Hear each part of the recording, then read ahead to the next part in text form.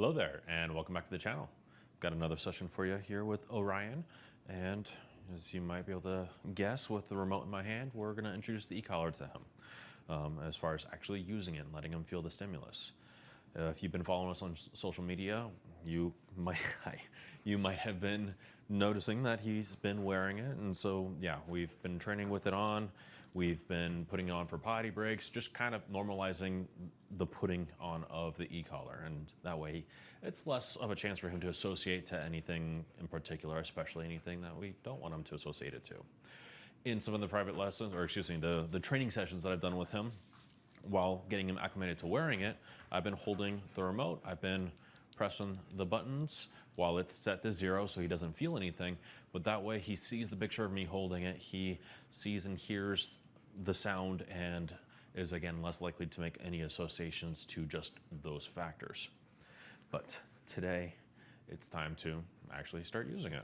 But as always, gonna warm him up a little bit. We've done a couple of sessions with him already today. Sit. Yes. Sit. Yes. Sit. Yes. So it's not like it's the first session early in the morning or anything like that. Down. Yes. But down. It wasn't so much yes that he's already tapped out and done for the day. Down. Yes. Down.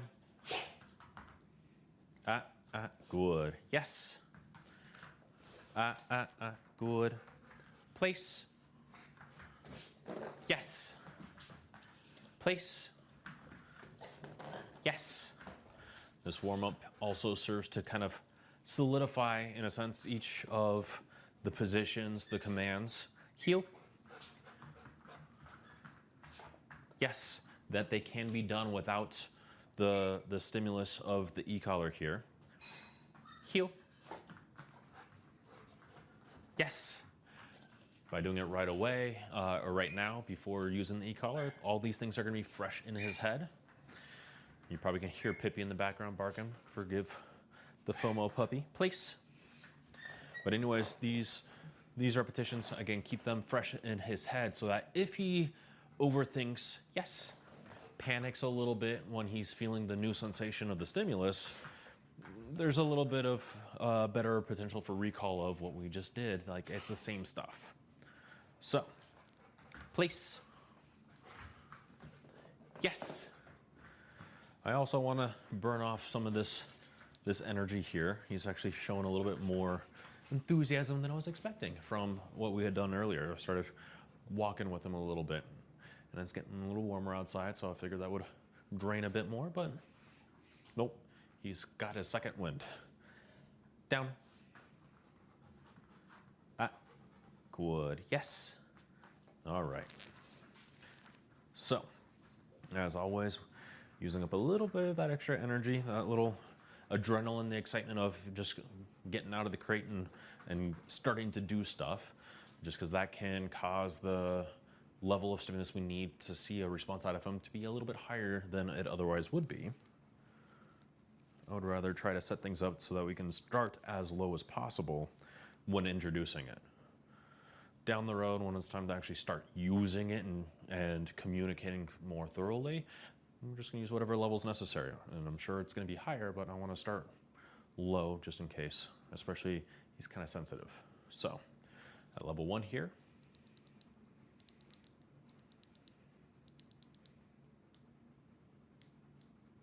I'm sure you can hear a little bit of the clicking going on. So when I'm tap, tap, tap, just trying to get the quick little blip momentary, you hear a single press followed by another single click there. And you can see it pressing and holding on the continuous to see if that triggers anything. I'm always keeping in mind that the box is on his right side, which means I might see the right ear flick if he feels something, or at least looking to his right.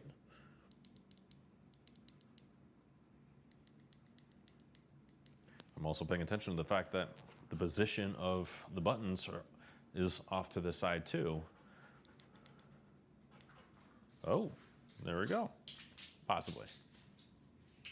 Come here. Good. This is just at level 3, which compared to his sister, River, is very low. She's not very high, but good.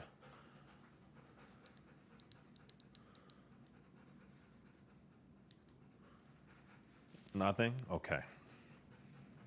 False positive then. I did not press the button there when he just sniffed. Level 4? Nothing. All right. He just had a little bit of an itch.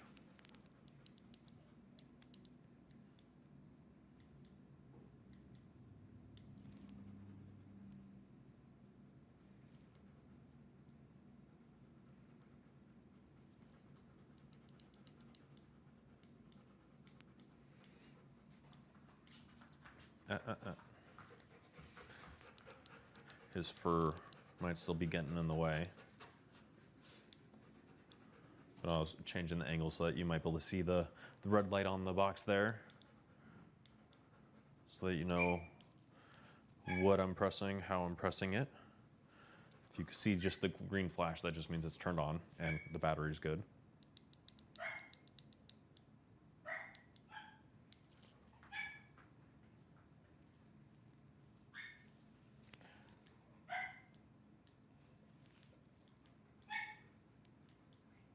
Oh, all right.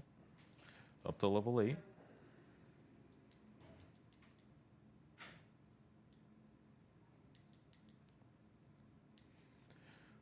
And behind the cameras, Kate is trying to help Pippi stay quiet, just to minimize external sources of stimulation that can cause him to change his ears, change his breathing, change where he's looking, or tension within the body. His facial expressions, that can give me the false positive that he's feeling it. Which in of itself is kind of a distraction, as she might come and go from the room. And so like right there, Kate's walking out of the room is what that was.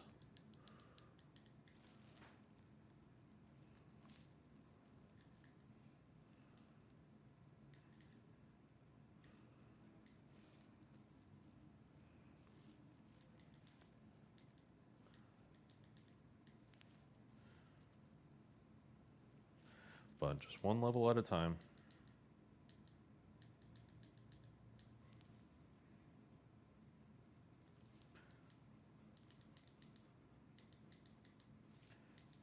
I believe I mentioned this with River. I've mentioned this with most dogs in this first video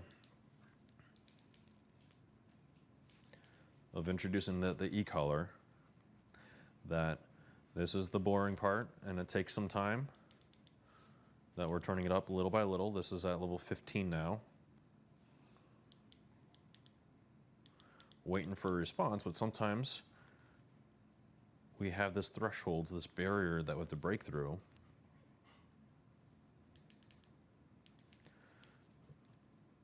That they've been kind of feeling it, but they're being stoic. They're not showing much of a response.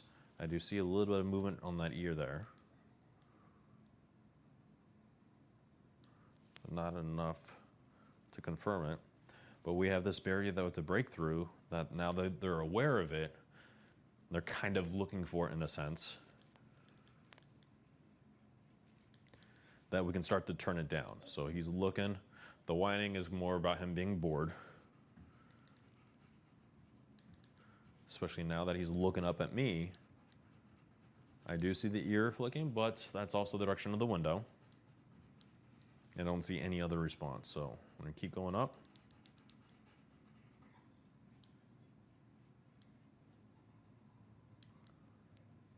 Kinda looks like he might be feeling it. We're at level 20 here, and I'm kind of suspicious that 15 might be even. Oh, there's a look.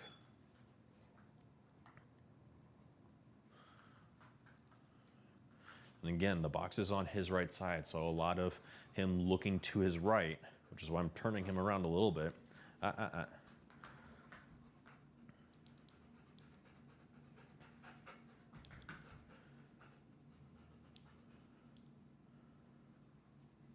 because he's going, in that case, now to his left, towards the bed, towards the window. That may not be that he's feeling the stimulus. Come on, dude. I know. This is the boring part. I can, and I will double check, because we're up to 20, and that's usually about the point when we can start to expect some feeling. But just to make sure that his fur's not in the way. Right there. There's a tiny little flinch, and now looking down. So maybe it was that. Maybe just a little subtle change in position. So I'm going to turn it down to 15. And that was just a quick little blip on the momentary. There's that. You can see a flinch through his whole body there. So 15, he's feeling it. Turning it down to 10 now.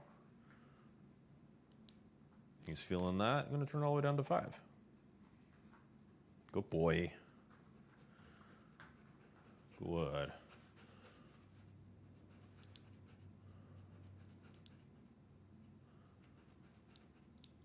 All right. All the way back down to 3. When I got my first false positive. Nothing. 4. We got something. So I'm going to keep it at 5 just so that we're for sure he's going to feel something, but he's not going to be overwhelmed by it. But there we go. Like I said, sometimes we've got to turn it all the way up. Double check every now and then. Make sure that the fur's not in the way, or maybe just ever so slightly reposition it. With a big dog like him, it's a little less concerning about the positioning because he's just got bigger muscles under that skin there. But there we go. Level 5 is probably what we're going to be working with. So he's not overwhelmed by it. He's not overly concerned. He is skeptical, like, what is this feeling? And kind of looking over his shoulder at whatever the source of it might be. So I don't want to overdo that and create too much superstition. I want to make this into communication. So let's get going on that. Place. Yes. Place. Yes. Down. Yes. So all I'm doing is a quick little tap, then I'm giving the command. Sit. Yes. I'm trying to pay attention in the tiniest little sliver of time between the tap of the stimulus on the e-collar and my voice giving the command to see if there's still that little flinch, tension, flick of the ear or look, some kind of response that making sure he's still feeling it. Sit. Yes. Down. Yes. And I am seeing the flick in that ear right there. Down. Yes. Place. Yes.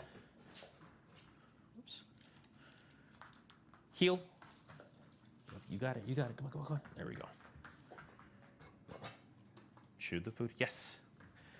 Now make a point often in training to do a string of sits, then a string of downs, then a string of whatever command, but do a string of one command and not 1 or 2 and switch around. We're not trying to teach him things. We're not trying to create a momentum of understanding sit further or any one command. I want him to understand the tool better. And because it's new, I don't want to create an association that this stim equals go to place. The first thing I did when I was actually communicating with the stim and the commands. I did 2 in a row, but again, I don't want the third one to be another place to where he feels it and is already going to it without me giving the command. Down. Yes. So switching. Sit. Yes. Down. Yes. Will help lessen the potential of that kind of association. Place. Yes. Now in the last couple of sits and downs that I just did, let me see if I can get another round of it. Down. Yes. Sit. No, he's not doing it. Yes. Down.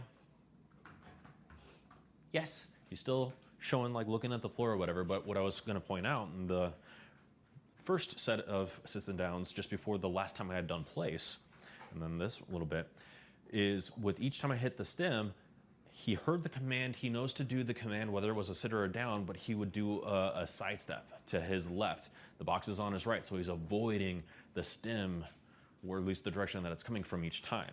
That to me could be a signal that 5 might be too high, so we might go down to 4. It's a very subtle difference between the two, but for some dogs it matters. And I know Orion's a little bit sensitive. Place, but he's not doing it anymore. Yes, so I'm not gonna be too concerned about it, but I am gonna, it's noteworthy, which is why I'm pointing it out. Down, yes. So I'm gonna always be aware of this and pay attention. Sit, yes, and make adjustments down the road if I see it's becoming more and more prominent. Heel, yes, but he's not showing too much superstition or skepticism or any kind of concern anymore. Place, yes.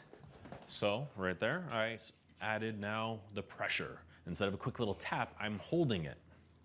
Down, yes, until I see him trying to do the thing. He might not have to complete it outright. Place, yes. Because I don't want to be too overwhelming with it lasting for too long. Sit, yes. But I want him to start to get the idea that it can go longer than just that little blip, and he can do something about it. Down, yes. I don't know if you can notice that little side step to do the down. Down, yes. Back to that avoidance thing. Sit, yes. Place, yes. You might also notice I'm giving full body language. Not using the e-collar right now. Down. Nope. Just a little flick of the wrist. Down.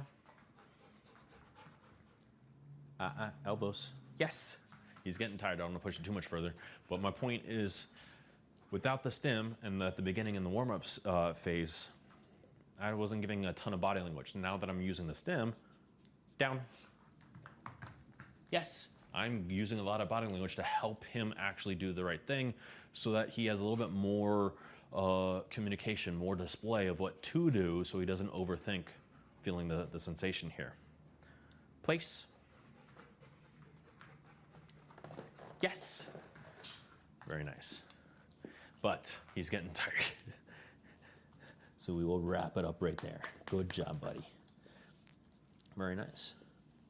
And just knowing that he's sensitive, he's very responsive to the tactile physical communication through the leash. Whenever he's pushing things a little too far and needs a little bit of a leash correction, like he wants to go smell some grass or something like that, he doesn't act offended or like it's unfair or it's overwhelming whenever he gets a correction, but he just doesn't need that much to be responsive. So I was a little concerned to see how he would take to the e-collar, but that's again why we start very low and gradually work our way up to whatever is the lowest necessary. And if we notice that threshold, we come back down to still what is lowest necessary and keep things as low key and just chill as possible so that there's more understanding and thinking and learning as opposed to being overwhelmed and a little scared and off-putting. But yeah, he did great. A little bit better in that regard than I was expecting. So I think we will wrap it up there. Pippi is being very impatient, needing a lot of babysitting from Kate.